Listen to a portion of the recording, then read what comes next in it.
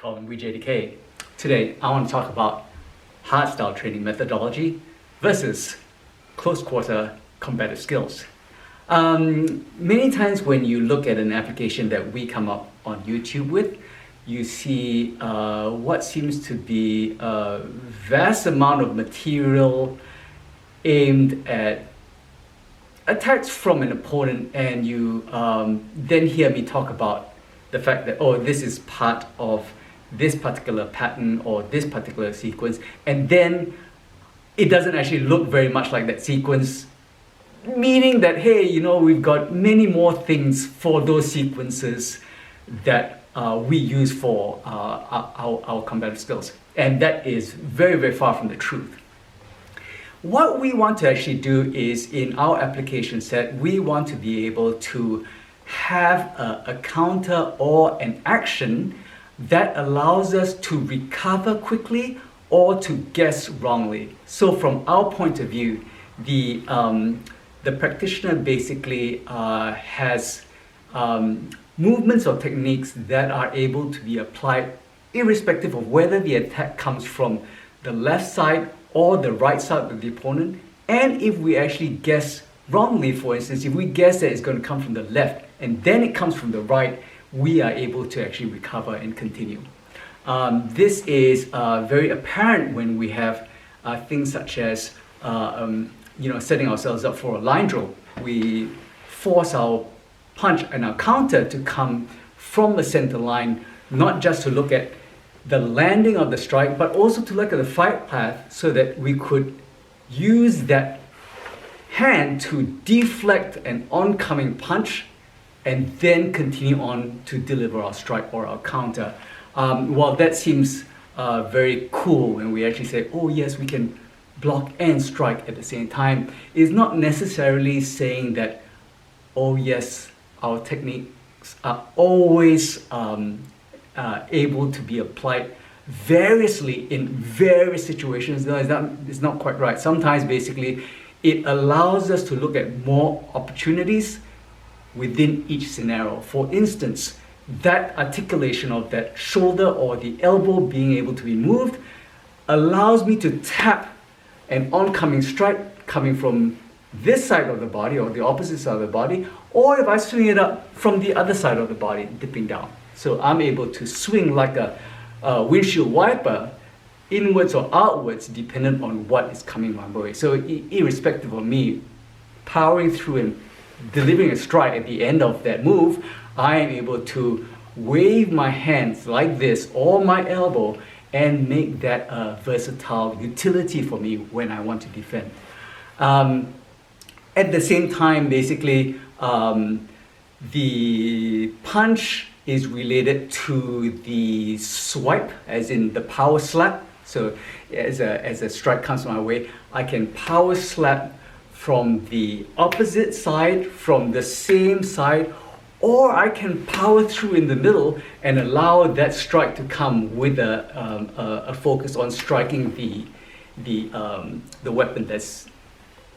come towards me. So that allows me to then say, oh, okay, great, I have the ability to use that as a waving tool and deal with an oncoming strike, whilst then contemplating the extension of the hand to follow through and counter afterwards. So that allows me in a traditional setting to say, I am not just looking at the end point and labeling it as a punch. I'm looking at the entire flight path to see where that hand can give me utility against oncoming attacks from the opponent. In that way, basically, I am able to then use techniques for more than one purpose, because it's actually quite easy for me to actually then look at the halfway point or the midway point and say, hey, this flight path allows me to tap this a certain way out, or block a certain way, or trap a particular hand. So we were talking about the hardstyle training methodology versus close quarter combative tools, and also basically looking at, for instance, the line drill when we take a look at the line drill, sometimes you get from one side of the room and you do the same technique towards the other end. And that's not obviously the way in which we actually deal with an opponent. Sometimes what we want to do is be able to slip and turn and spin ourselves in order to then ride the edge of that swing, or to duck under, or to slip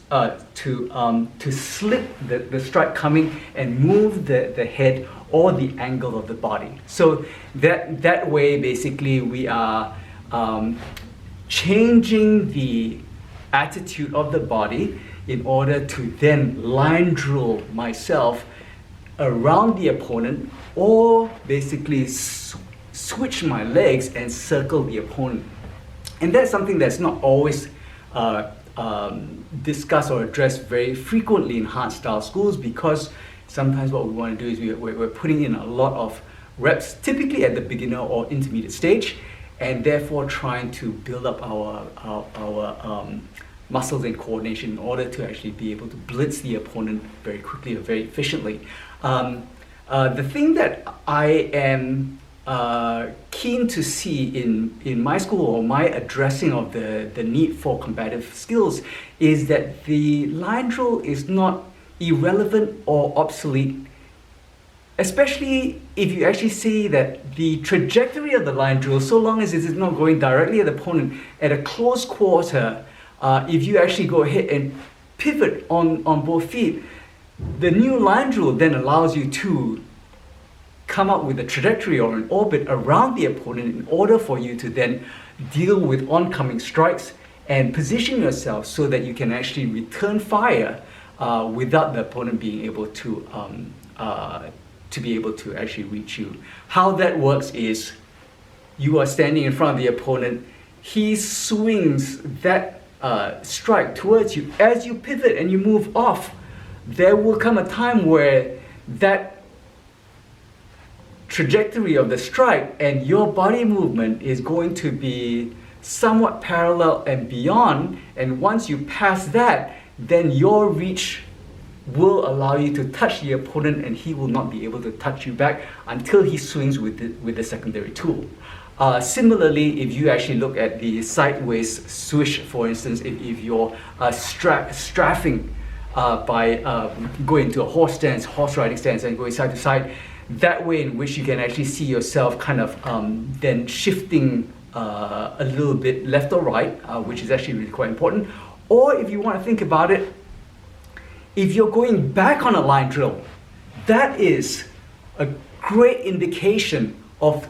a circling opportunity around the opponent. For instance, if you are going back into a back stance and doing this punch, so for instance in Hwarang, this is one thing that I don't agree with in Hwarang. You step forward in a back stance and you fire off an across the body punch. That really indicates to me that as I'm stepping forward, I'm actually stepping to the side of the person and I'm actually sending a punch down center line. Now, if I were to step backwards and I'm hitting the opponent, that backward step to me indicates a sideward step or a circle and then a punch around the body. In that way, then you can actually think about a line being wrapped around the opponent, kind of like a circle. A small bits of that line broken up and turned around the opponent allows you to then envelop the opponent in a much more understandable manner, where hardstylers can then figure out, hey, okay, I can take that line drill and then apply it based off of what I need to do or where I need to be, and I'm moving my head at the same time, and then I'm tactically moving to places like behind the shoulder where the opponent cannot return fire easily. And that's something which we need to actually to inculcate within our own training methodology, so that we're not only thinking, oh, okay, great, I'm standing at the line drill, and all I have to do is switch off my head and my thinking and just do the same repetition of techniques again and again until I reach the end of the drill. In the line drill, you're looking at visualizing your opponent, ensuring the strike goes into the opponent and pass, so you're delivering the power, you're timing the breath, you're timing the delivery, also you are not just relaxing and walking, you are accelerating with contraction of the inner and outer thigh muscles. And then, whilst you're in the line drill itself, you are tactically applying your understanding of how to move around the opponent while the opponent is not there. So you're visualizing the opponent as he passes in your mind, left or right, and you are moving around the opponent. So that's in a sense a nice way to immediately level up of your beginner line drill or your traditional techniques and apply them for your intermediate or advanced training, especially in these days when you are self-isolating at home, you've canceled all your classes and you're going stir crazy. I wish you good luck in your continued training, and make sure that you message me and say hi if you've actually got anything related you want to say, and any other exercise you want to share with us. Take care, everyone.